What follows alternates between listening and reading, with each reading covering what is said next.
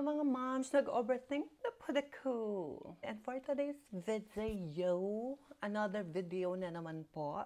At may bagong labas po ang iPhone ngayon and parang gusto ko ng bagong iPhone. iPhone ko is iPhone 13 Pro Max at parang ilang years na rin bago ako nag-upgrade. So I think this is the right time to upgrade. Apple, nag-start na sila ng pre-order as soon as na-release yung bagong iPhone 16.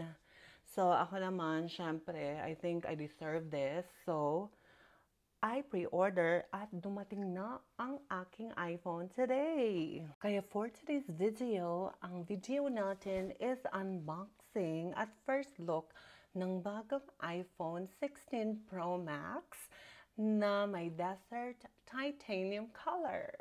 Excited ka na ba, ma'am? Excited na! So, bibigkasin lamang natin ang iPhone.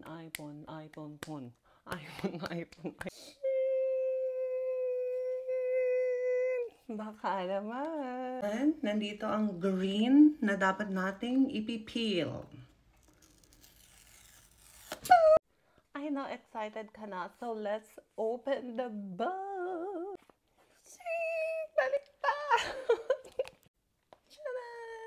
So, ayan. Ayan na pong iPhone. Tapos ipipi lamang po natin ulit para sa bagong look. So, the question here is, bakit ako nag-upgrade ng bagong iPhone?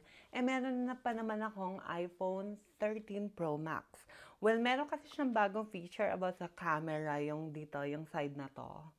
Yan ang reason kaya bumili ako ng bago. Pero overall, it's like the same, yung pa rin naman yung kanyang size from my old iPhone. Tsaka yung desert titanium, parang hindi naman siya ganon ka-brown, unlike dun sa mga pinapakita.